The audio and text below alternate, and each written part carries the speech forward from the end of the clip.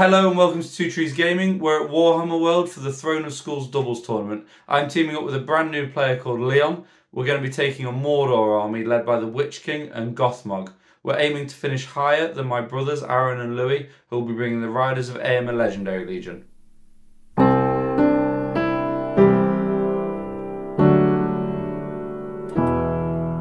The tournament is 132 players on 66 teams playing 6 games each. It's a friendly, themey tournament, so scoring is split. 50% of the score is due to how well you play the game. You're going to get 6 points for a major win, 5 for a minor win, 2 for a draw and 1 for a loss, nothing for a major loss. The other half of the scoring is split into 2. After you've played all 6 games, you get 2 votes. You vote for the best army that you played against. This can be due to painting, display boards, the composition of it, whatever you fancy. And then 2 votes, which can be for the same team, for the most sporting opponent or the best game that you played. Leon's new to the game and his only preparation has been a baptism of fire, which was a one-day tournament the day before this tournament, which was 3 games, and his biggest achievement was taking a wound off Theoden, although his first game was against the Bears, so that's a rough start. If I take one more step, it'll be the farthest away from home I've ever been. Okay, we are on the way to Warhammer World Throne of Skulls doubles. It's myself and Leon, he's the new guy. Hi Leon. We are Army of Gothmog, so we've got Gothmog, Witch-king, and not a lot of orcs because we've got Gothmog and the Witch-king.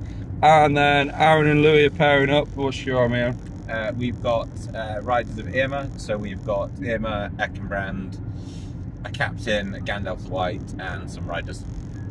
Awesome. And well, yeah, it doesn't sound like you come to win. I mean, I'm at the stage where I'm picking poor armies so that I have an excuse. I don't want to take bears and then still lose. Our army's built around the starter set, so he's got Gothmog, 14 Morannon orcs, and then he's added Zagdush and Goroth. Gothmog is key to this army. Friendly orcs within 3 inches of him get +1 to wound against men, and once per game, every orc within 12 inches can reroll all failed wounds. He's also got a 6-inch Master of Battle, so if an enemy declares a heroic action within 6 inches of him, he can copy it for free without spending a point of might. So he needs to be close enough to the enemy heroes to get his Master of Battle, but safe enough that he's going to be able to call his re-rolling wounds at a key point in the game. Goroth's a beast, he's fight value 5, which is very high for an orc, and he's got burly, so he's going to receive +1 to wound. He also can throw a friendly orc in front of him when he takes a wound on the roll of a 2+, so he could survive for a lot longer than he would do normally. Zagdush is just all about getting 3 attacks and a heroic strike. He can swap his strength and defense to boost his strength to 5, but obviously that's going to make him more vulnerable. But he's our little assassin that hopefully people will ignore because we've got so many other big hitters. I knew Leon's half of the army well in advance of the tournament starting, and I was thinking what I could pair well with it to make Leon's half shine, or so that we would at least do well. The secret objective here is that Leon gets hooked on the game and wants to come back to future tournaments.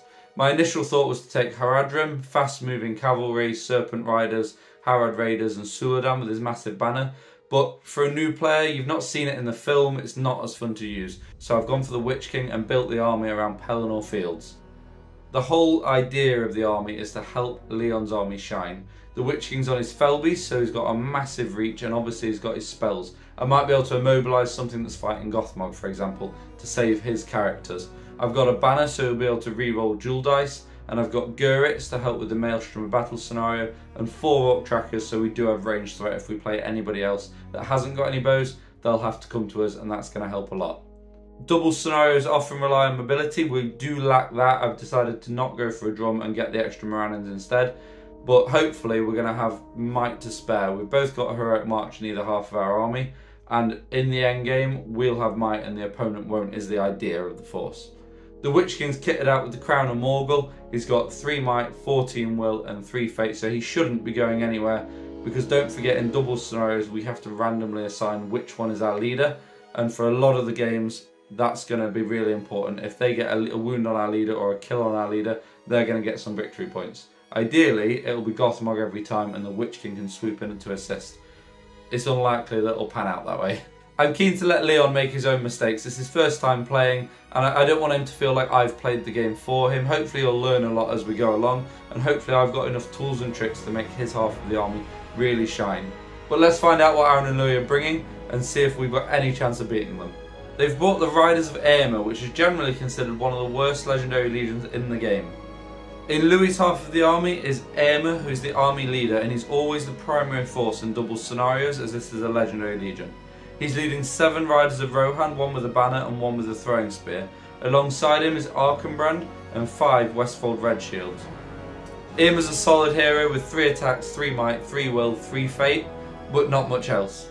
Arkenbrand is slightly worse. He's got 2 wounds, 3 might, 1 will and 1 fate.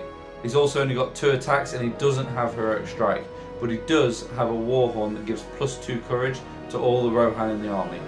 In Aaron's half of the army is Gandalf the White, a captain of Rohan and 6 Riders of Rohan, 5 of which have got throwing spears. And that's it. It's not a lot of models, but like myself and Leon's army, they've got a lot of might, so hopefully they'll be able to control the endgame. But Gandalf has a lot of weight to pull. He's got heroic strike, 2 attacks and he's hard to kill, but his magical powers are going to be so important. He's going to have to use his Sorcerous Blast to knock models off their horses. He's going to have to cause terror when he needs to protect himself. There's just a lot of different tricks he's got, but getting them off at the right time is going to be crucial.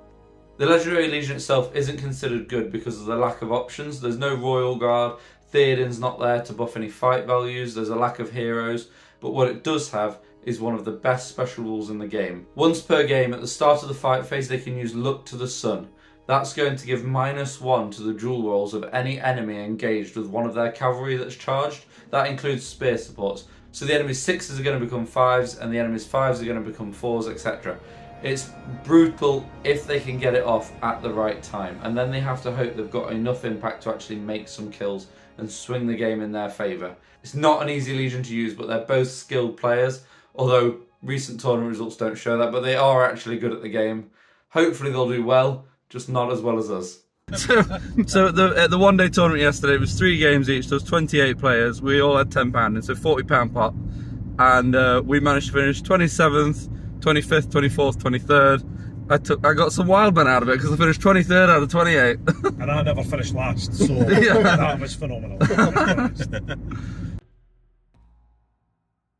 Myself and Leon started the day as we meant to carry on table 1.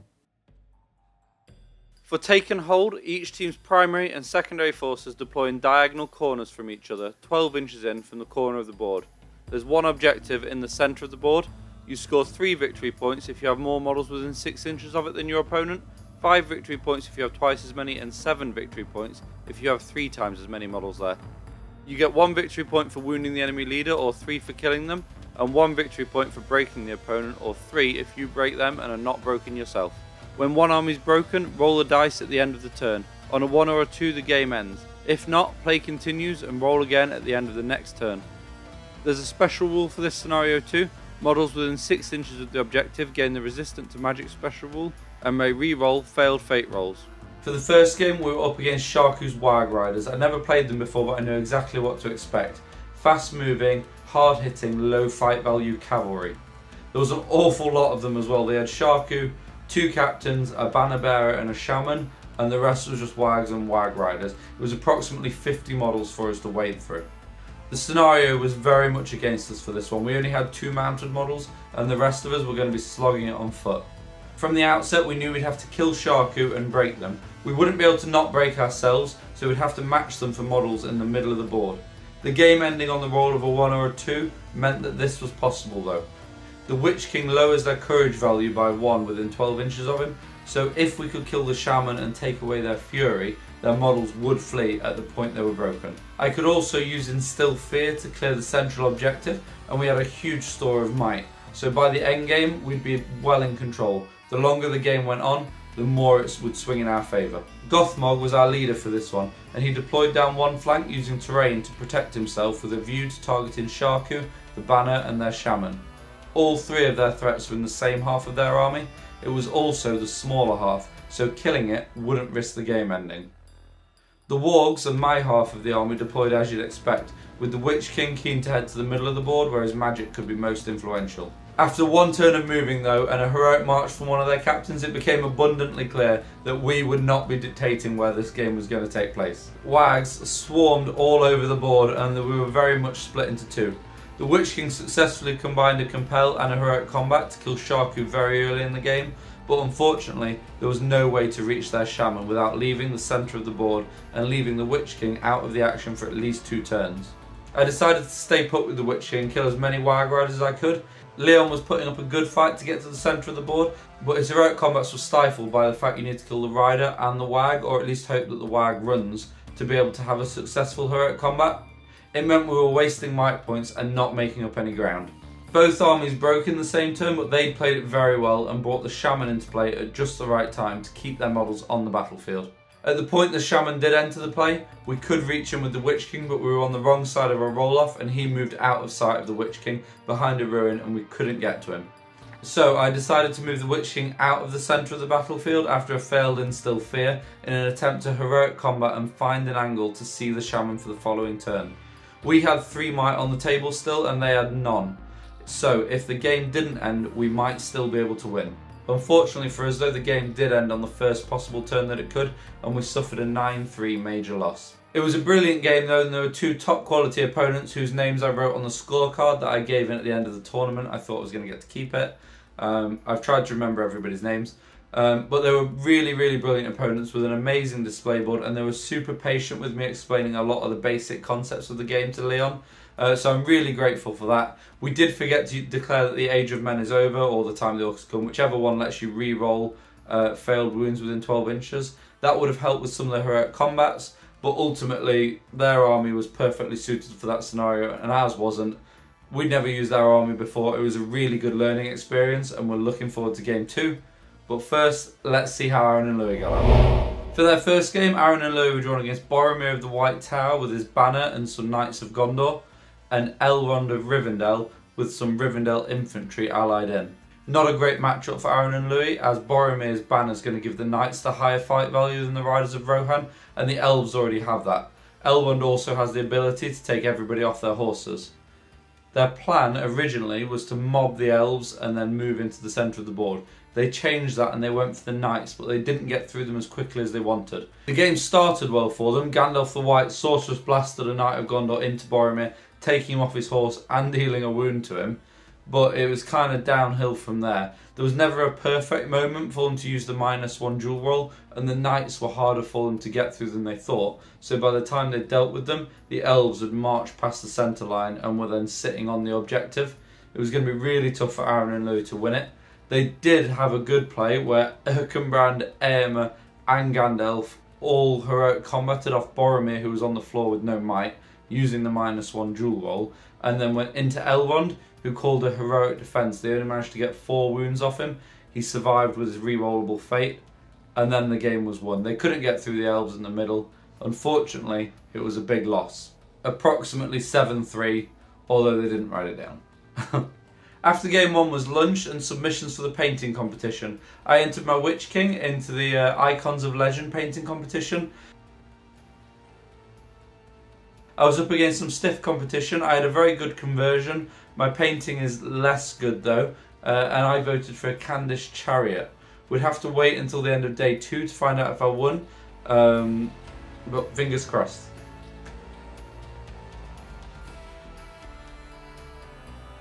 So it's not going great for Two Trees so far, but the next scenario is no escape. Let's see if we can do any better. In No Escape, Team A deploys their primary force within 6 inches of the centre line of the board. Team B does the same in their half of the board. Team A then deploys their secondary force within 6 inches of the board edge in the opposite half of the board. Team B then does the same. You score 1 victory point for wounding the enemy leader, or 3 for killing them. 3 victory points for breaking the opponent, or 5 if you break them and are not broken yourself. 1 victory point if you have a banner alive at the end of the game, or 2 if you have a banner alive and your opponent doesn't. And you score 2 victory points if you kill the leader of the secondary force. The game ends when one force is reduced to 25% of its starting number. We were drawn against Tom and Jay. Tom is one half of the team that myself and Louis defeated in the first game of the Ardacon doubles tournament, which you can check a video out. Hopefully there's a link popping up now. And Jay is the lead rules writer for the whole Middle-earth strategy battle game, so it was going to be a real privilege to play against him. And he's a notoriously good player, so I was looking forward to battling against him. and Leon was just looking forward to learning some rules from him. They had Gandalf the White, who is the antithesis of the Witch-king, and the Witch-king started in the middle of the board. We were desperate for Gothmog to be the army leader so the Witch-king could swoop in and save him. It didn't happen, so it was the Witch-king up against Theoden and his cavalry, with the White Rider coming in to cast some spells and banish the Witch-king and all kinds of stuff. We had big problems. I had to deploy first and drop my Witch-king right in the middle of the board, very aware that they had a bunch of bows. If they deployed near a table edge, I wanted to be able to react. The riders were then dropped at an angle where they could smash into my flank. We then made a crucial mistake and deployed Gothmog behind the Rohirrim. They would have been closer to my line if I deployed them directly across the table from me. As it was, Jay dropped Gandalf behind my line and I was sandwiched between the Rohirrim and the White Wizard for longer than I needed to be. I was very much alone, and the Witch-king and Gandalf exchanged magical powers, and the Witch-king toyed with Eomer for a little bit before Gandalf and Eomer combined to kill the Witch-king, before Gothmog or any of Leon's models had even hit combat. At the point Leon's army did hit combat, I had one more on an orc with a banner and one orc warrior left. It wasn't ideal, and Leon was now having to take break tests. Unfortunately, he failed with Goroth and Zagdush and had to spend might and will from both of them just to stay on the table. But through a combination of beginner's luck and great tactical play, Leon carried us through. In one turn he declared a heroic combat with Gothmog and Goroth and a heroic strike with Zagdush. Goroth and Zagdush were both in combat with Gandalf the White. Gothmog went first, killing a rider of Rohan and attacking a second, but he wrapped around it to trap the White Wizard. Zagdush's heroic strike took his fight value higher than Gandalf's. Goroth put a wound on him, and with double strikes, Zagdush well and truly killed the Astari, and he used the heroic combat to move into Theoden. With one might remaining, he needed a roll of 2 6s and a 5 to bring him down without even giving him the opportunity to roll fate.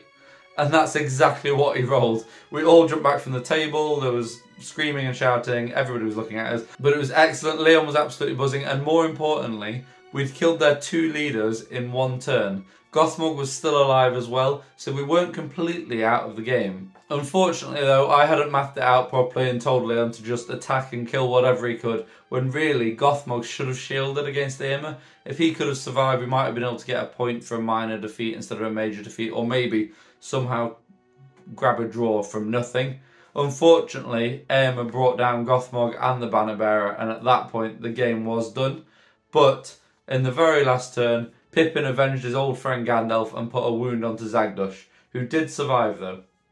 It was a great game, and Leon was genuinely made up after having killed Theoden and Gandalf in a single turn, and really coming to my rescue. He's not going to let me live that down anytime soon. That's for Frodo! That's for the Shire! And that's for my own Gandalf! It was a great introduction to the whole strategy battle game experience, and against the rules writer as well. Hopefully they enjoyed it as much as we did. It was excellent. Let's find out though how Aaron and Louis are getting on. If they could get a win, they'd be ahead of us in the leaderboard. For game 2, Aaron and Louis had a great game against Izzy and Hugo and their defenders of Dale. They had Bard, his kids, and Alfred and some warriors of Lake Town, or survivors of Lake Town. And then they had Thranduil on his elk with some palace guard, a couple of Merkle cavalry, some bowmen. Difficult matchup, but interesting. If they could pick their fights right, they could win this one. Their plan from turn 1 was to try and kill one of the kids with a sorcerer's blast. Unfortunately, they rolled a natural 6 to resist, so they got the will point back, and that kind of put paid to that plan. But basically, if you can kill one of Bard's kids, Bard has to chase around whoever killed them all game, so Gandalf could draw him out of the combat. It went even better than that for them though. They managed to kill one of the kids with a rider of Rohan. That took Bard's free heroic combat away from him, and meant that Bard was chasing a rider of Rohan around. When he eventually killed that rider of Rohan, a different rider killed the other kid, so Bard's chasing it back that way. While that was all happening, Gandalf managed to sorceress blast a warrior into Thranduil on his elk. They knocked him off his elk and Thranduil took a wound. Then, a Rohan captain charged in on Thranduil and killed him in one turn. With Bard chasing riders of Rohan around and Thranduil dead, they used the -1 dual roll special rule and charged into as many Lake Town as they could. With heroic combats from their heroes, they killed about 20 in one turn, and the game was done. All that was left was for Gandalf to kill a banner with a sorcerer's blast in the final turn and secure them a 10-0 major victory.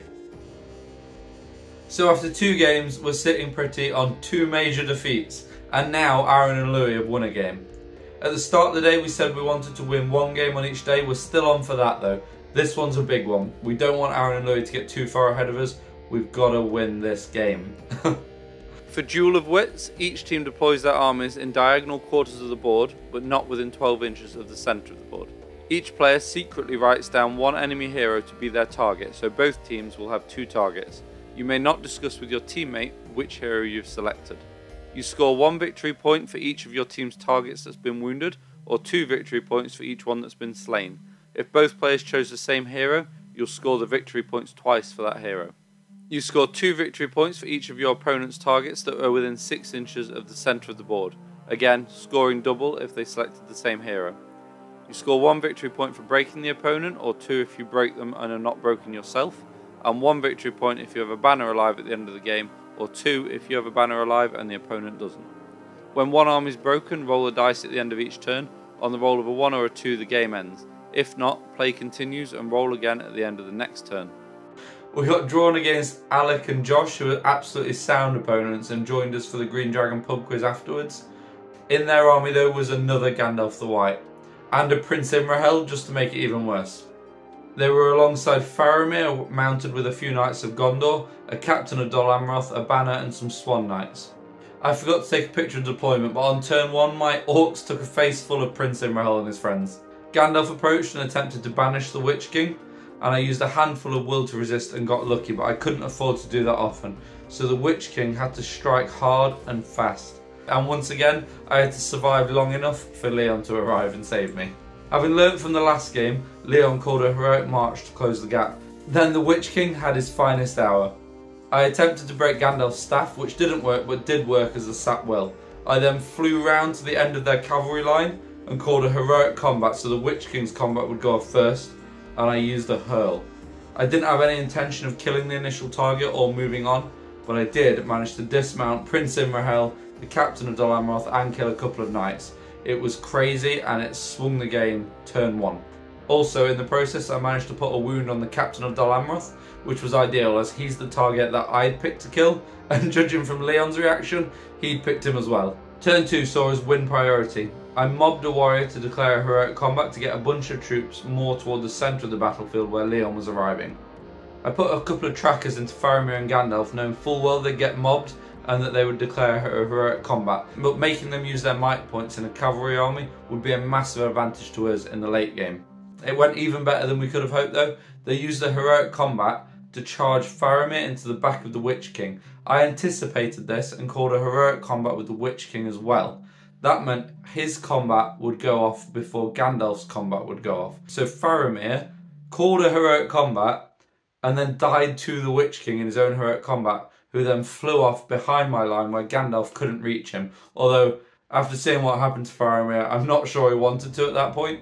We were very lucky with roll-offs and that kind of thing, but it was good play and we were lucky, and now we were in a position of control and we were pretty confident that the Witch-king was their target. He just needed to stay alive and near the centre of the battlefield. I black darted the Dol Amroth captain, who failed to resist with his will and then rolled a 2 for his fate. With only 1 might and 1 wound remaining, he was killed. We were now ahead. A turn or 2 later, Gothmog arrived at the scene, and in the most ballsy move a new player's ever made, he dismounted Gothmog so that both him and Zagdush could get into combat with Gandalf the White. He'd already killed 1 Gandalf the White and he wanted to kill another. Zagdush used a heroic strike against Gandalf, Gandalf used a heroic strike in return, and then Gothmog got to call a heroic strike for free, which would double our chances of rolling the 5 to get to fight value 10. We ended up with the higher fight value. Zagdush killed another Gandalf, and essentially the game was over. Except it wasn't.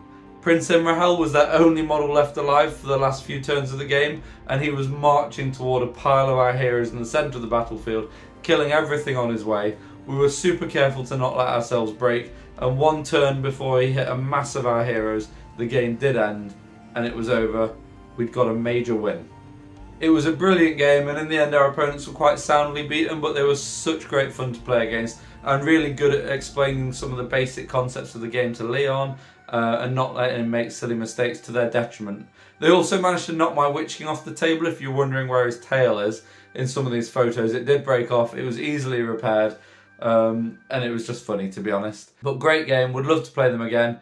And me and Leon were absolutely buzzing. In one day, we'd killed 2 Gandalfs and we got our win. Let's find out how Aaron and Louis were getting on. Hopefully, they wouldn't win themselves.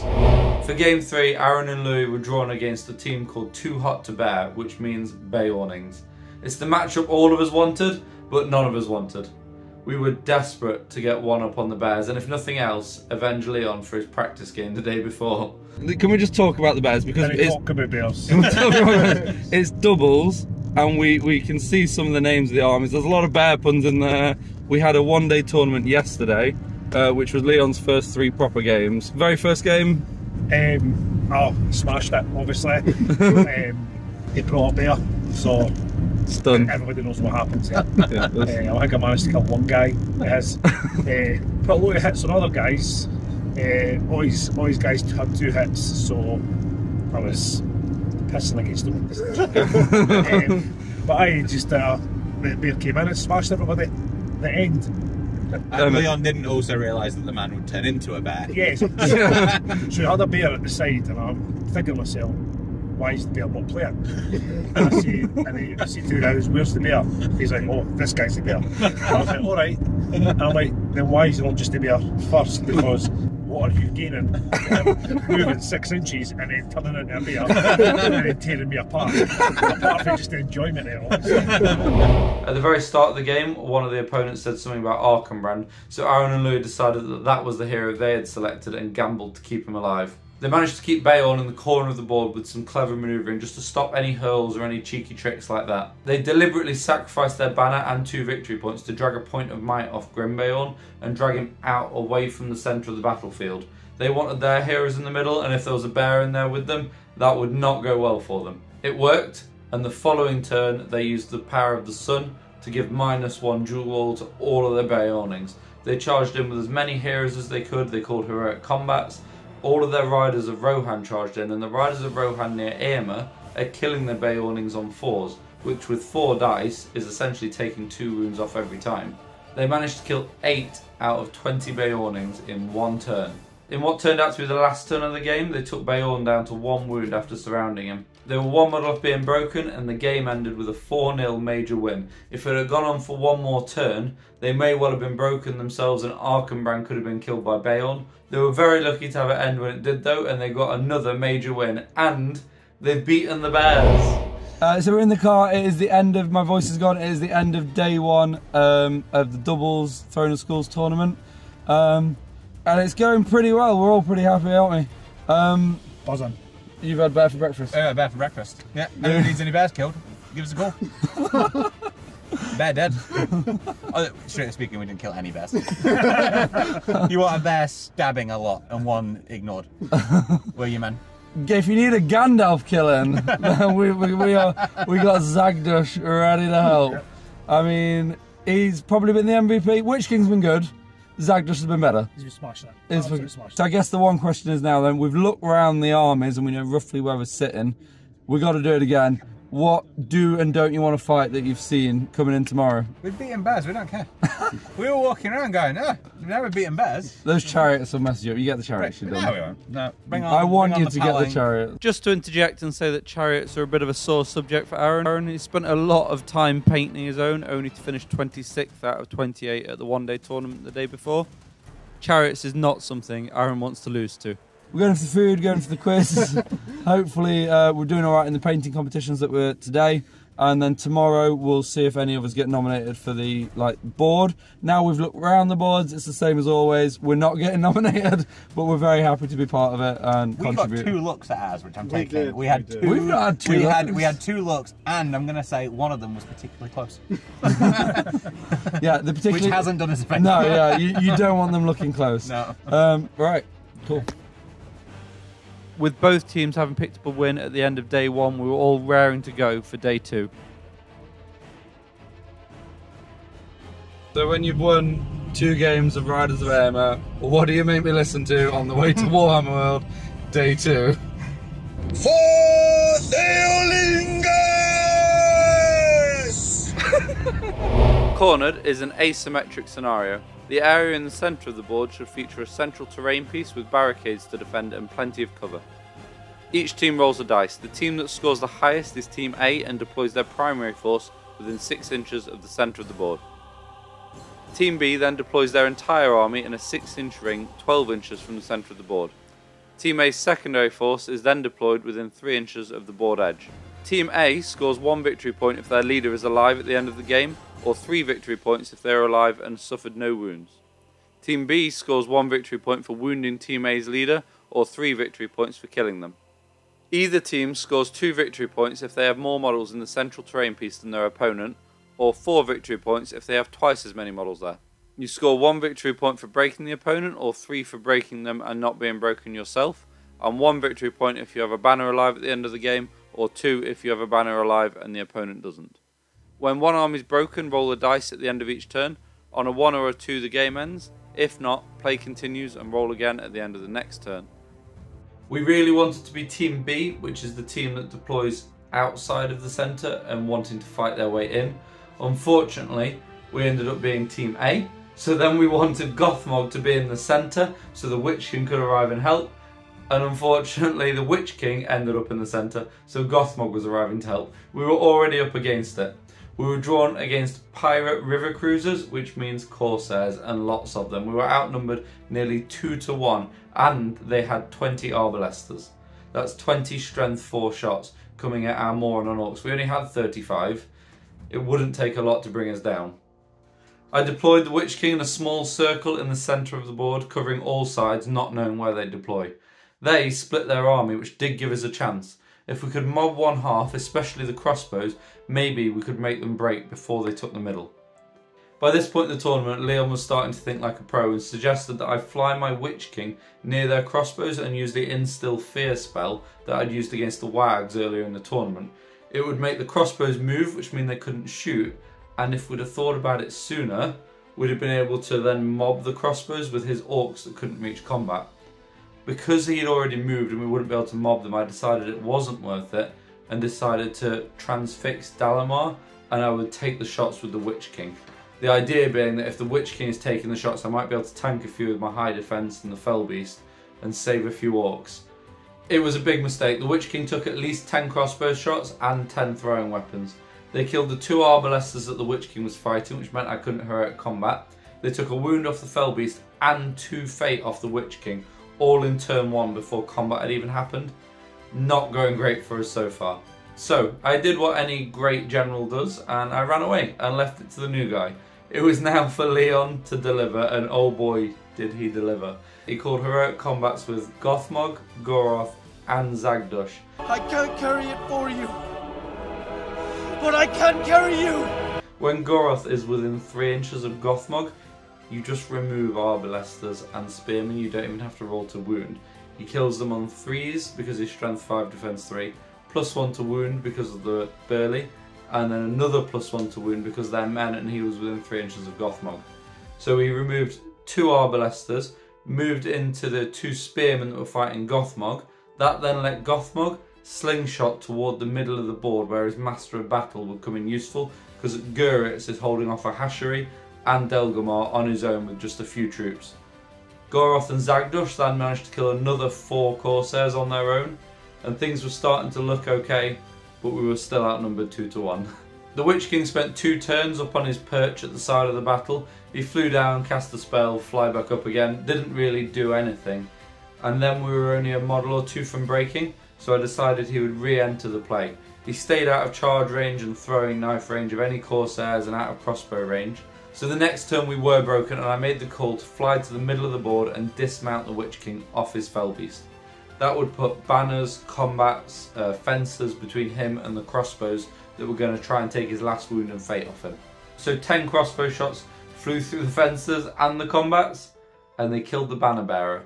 So we lost victory points for that, but the Witch-king was still alive. The game went on for 2 more turns and eventually ended in a minor victory for us. They were 1 model off being broken, and we were 1 model off doubling them in the centre of the board. But to be honest, any victory against that army was a massive win. They had the high fight value, they had the numbers advantage, they had good heroes. We played it very well. I think we probably sacrificed the best game vote by putting the Witch-king up on his little perch. But it was a really good lesson for Leon and how to play a little more competitively. And it really was a good game. There were top quality opponents.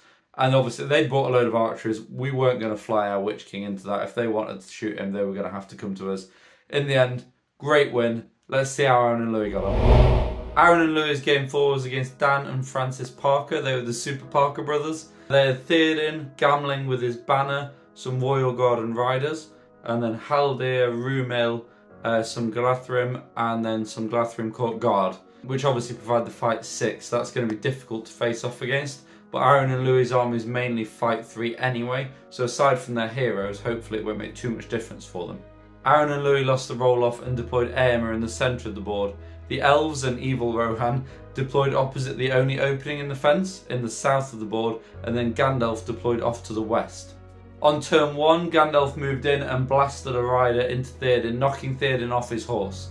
Turn 2, they realised they needed to take out Gamling's banner, so Gandalf blasted him off his horse, and then heroic combated off a rider of Rohan into Gamling, killing him in 1 turn. 3 turns in, Theoden's trapped in a corner, Gamling's dead, and they barely hit combat. Eomer and the riders all charge out of the barricade and then call the -1 dual wall special rule to kill a load of elves and deal some serious damage to Rumil and Haldir, while the Rohan captain just acted as a tank and kept getting hit by Theoden, keeping him from going anywhere. They managed to keep their banner alive and then late game moved Eomer back into the barricade in the centre of the board and won 12-0. Another major victory.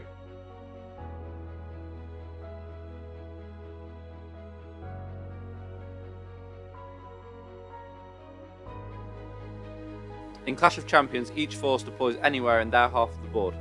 Keep track of how many kills the leaders of both forces score.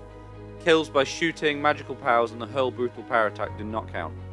You score 3 victory points if your leaders have killed more models than your opponent's leader, 5 victory points if your leaders have killed twice as many models as your opponent's leaders, and 7 victory points if your leaders have killed 3 times as many models as your opponent's leaders. You score 2 victory points for each enemy leader that is killed by one of your leaders, and 1 victory point if the enemy army is broken. The game ends when one force has been reduced to 25% of its starting number, and there's a special rule for this scenario. For each army, whichever of the 2 leaders has the least kills gains +1 to wound during combat. We got drawn against the Super Parker brothers, who Aaron and Louis just played, so they had Haldir and Theoden as their leaders, and this was the first game all tournament that I thought we could actually win before we'd started rolling any dice. We had the Witch-king and Gothmog. I know they had fight 6 warriors and they had Theoden giving the Royal Guard fight 5, but really we should be able to win this game. Their cavalry were no good in the woods, but their elves are deployed in there, so our plan was to deal with the cavalry, then go for the elves. They saw this coming though and charged out on the first turn for what would just become a massive melee all game. Leon tied up Haldir and Theoden with Goroth and Zagdush, and then I was very aggressive with the Witch-king to try and get some early kills on the board. We got 3 early ones, and then for a second time today, Theoden died to Zagdush, who'd now killed a pair of Gandalf the Whites and a pair of Theodens. Haldir made a great fight of it, but really he stood no chance. They took Gothmog off his wag and surrounded him, but they couldn't put any wounds on him. And in the end, we won the game convincingly, finishing 8-0 with 9 kills to their 2. Let's see how Aaron and Louis got on. At this point, I'm either hoping they podium or win the whole tournament, or get a defeat so me and Leon can beat them. Aaron and Louis' game 5 was against some lovely guys with an army called Straight Outta Mordor. They had the army of Gothmog Legendary Legion, so Gothmog, Guritz, the Enforcer, Zagdush, Goroth, and then just a load of Morannons and Banners. They were always going to struggle against Aaron and Louis because they were foot slogging it against Aaron and Louis' cavalry archers. They'd said that the archers hadn't done much against the orcs so far in this tournament. That was going to change this game. With 5 shots, Aaron and Louis managed to hit with 4 and kill Guritz in 1 turn. Then Gandalf Sorceress blasted Goroth, one of their leaders who needed the kills, out of combat. He did that 3 times, and every time he rolled a 5 or a 6, and then Goroth's obviously knocked down, got to get up, move 3.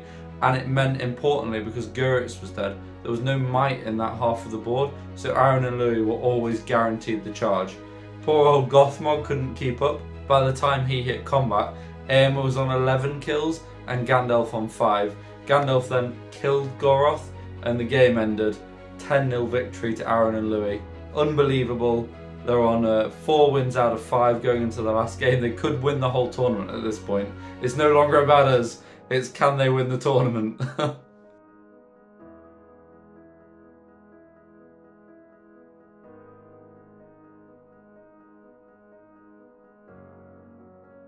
In Total Conquest, there are 5 objective markers. 1 is placed in the centre of the board, the other 4 are placed halfway between the centre of the board and the corners of the board. Team A deploys their primary force in a 6-inch semicircle in the centre of the board. Team B does the same.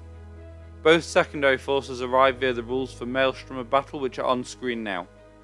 You score 2 victory points for each objective that has at least one of your models and no enemies within 3 inches of it. If there is an enemy within 3 inches of it, but you have more models there, you score 1 victory point. You score 1 victory point for wounding the enemy leader, and 1 victory point for breaking the opponent. The game ends when one force is reduced to 25% of its starting number. To have any chance of beating Aaron and Louis, we had to win this last game and hope they lost theirs, or we got a whole load of points for our army and being sporting. We got drawn against another 2 really nice guys called Jack and Ben, and these guys knew the game well. One half of the army arrives via Maelstrom. We were unlucky and we ended up with the Witch-king in the middle again. And they ended up with Celeborn in the middle with his Glathrim.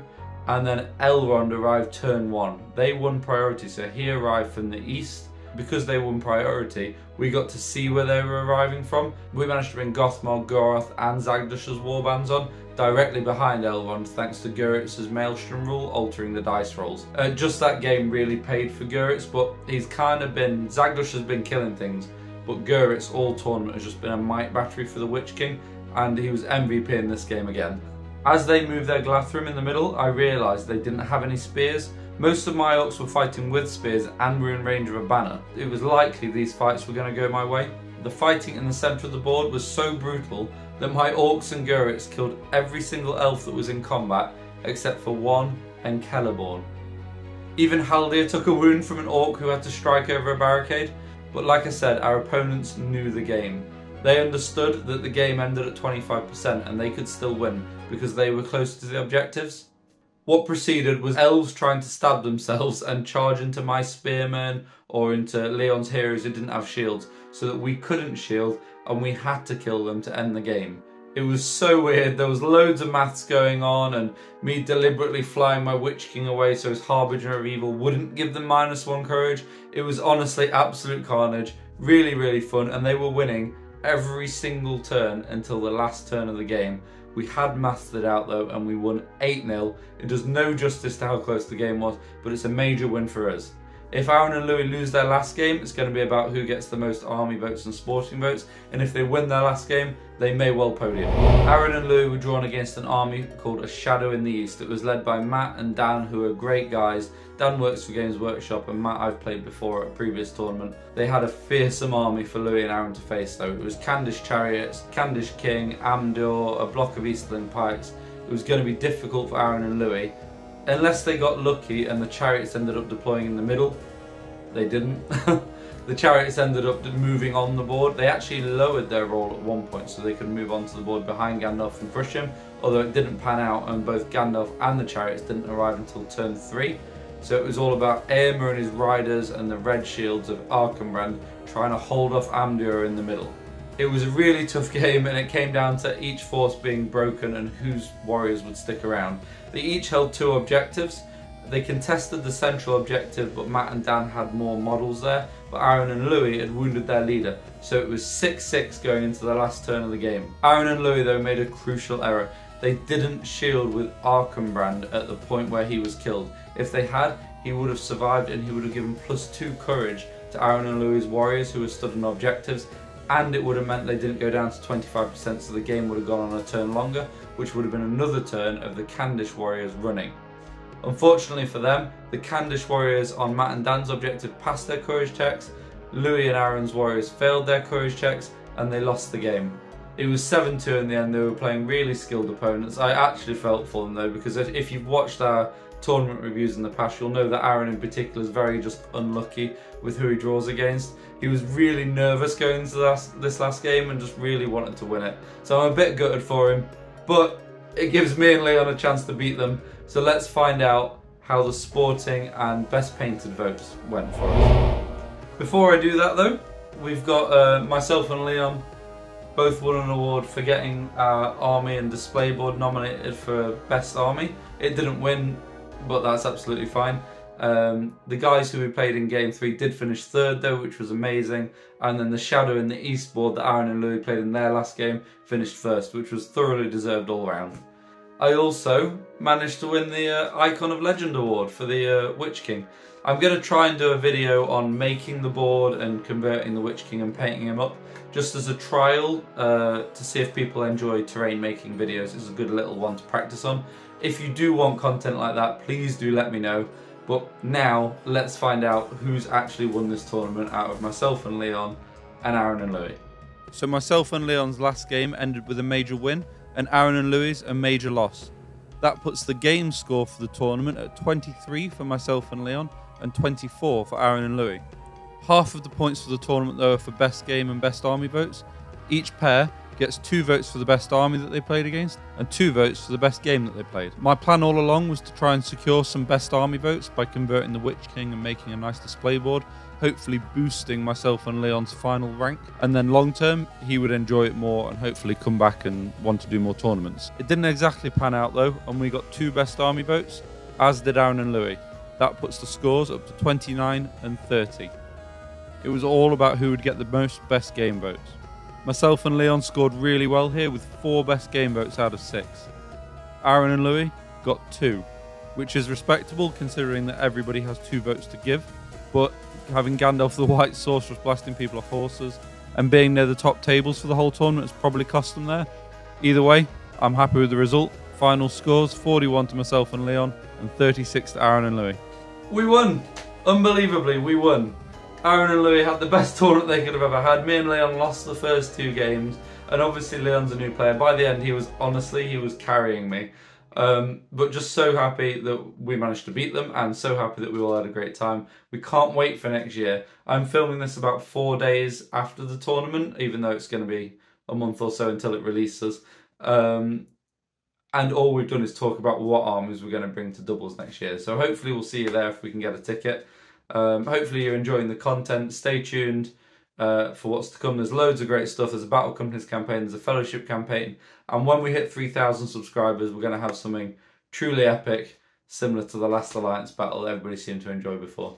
Thanks for watching. See you. Are you going to come to any future tournaments? 100%, I will be there. 100%. Every time was after Throne of Schools, is it the next one? Yeah. I think doubles Throne of Schools is you got a year to the next doubles, and then proper Throne of Schools. Yep. And are you going to start watching videos from Two Trees Gaming?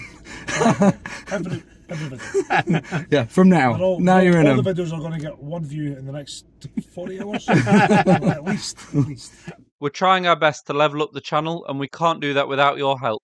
So thank you so much to our Patreon supporters: Jesse Cruzman, Theodorus Kakaris, Gareth James, Dave Capeless, Michael Virtuoso, and of course, our mum. If you enjoyed the video, please consider subscribing to the channel, and why not follow us on Instagram for sneak peeks behind the scenes, or join us on Patreon to help contribute to future content. Thank you so much for watching. We'll see you again soon.